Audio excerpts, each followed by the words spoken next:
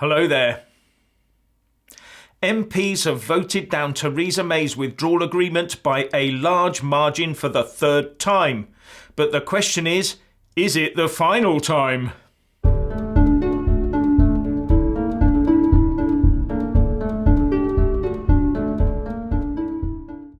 The first thing to note is that I will not be putting up a video tomorrow, but I will be back on Sunday as per usual.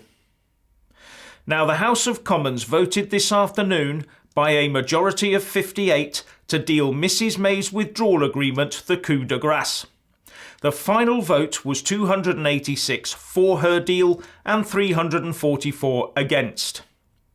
This means that the exit day in the 2018 Withdrawal Act will now be amended to 11 p.m. on the 12th of April, in accordance with the statutory instrument voted through by both houses earlier this week.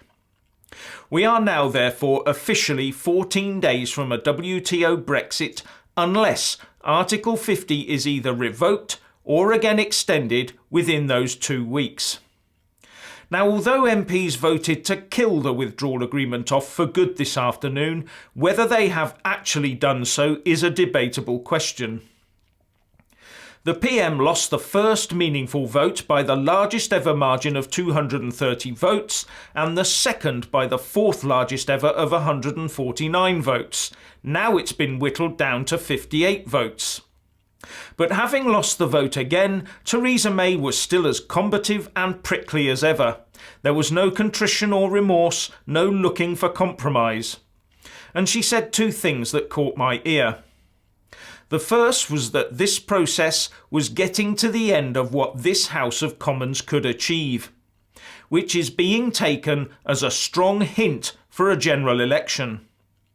The second was that MPs have been unable to come to any sort of consensus, as shown by the recent indicative votes, so she would still be pressing to get a solution. And her words were taken as a strong indicator that she may well try the shocking tactic of bringing her deal back to the House for a 4th time, most probably within the next 2 weeks that she has now available to her. So I suspect she'll be off to Brussels again to point at how she's managed to break down the resistance, and that she might succeed in the next dozen days or so if they were to throw her a bone. And you know that's not what I meant. But to spell it out, if they were able to offer her a more binding sort of assurance on the Irish backstop, it might help swing it. The trouble for her is that if she is unable to get anything out of the Eurocrats, how will she fudge her deal next time to make it sufficiently amended from this time to enable it to pass the Burko test of it being substantially different? Put some pictures in it, maybe. Actually, if she did that, more MPs might actually read it. Now, most of the other options that the MPs have been debating on and voting for or against over the recent past require a lengthy extension of the Article 50 process. And were this to be sought, it is clear that the EU would only countenance that if the UK declares before the 12th of April that it is going to hold MEP elections. As I understand it, enough of the European Parliament MEP election legislation remains in place in the UK for us to do that. But according to one commentator on the Daily Politics show today, to trigger such an election would require a statutory instrument to be laid before Parliament and voted through in very short order.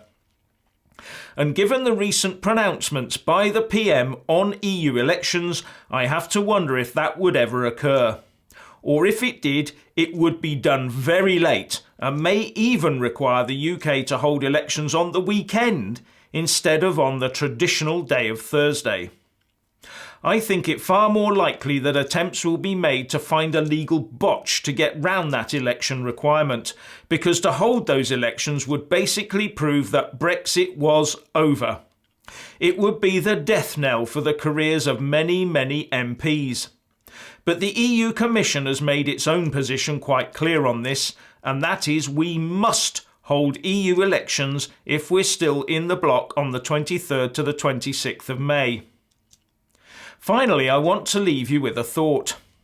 At 11 p.m. tonight, the country could have been facing the certain future of being outside the European Union, having left on WTO terms, able to trade with the world and sort out our own way ahead.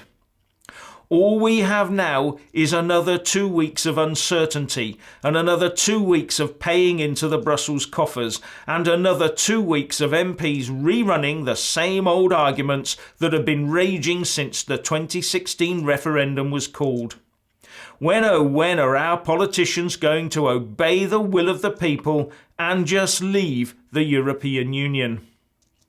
So please share and comment, and thank you for watching. Please do like and share this video, and also subscribe to my channel. And when subscribing, please do remember to press on the little bell next to the subscribe button. That way you'll get an alert every single time I put up a new video. Thank you very much for watching.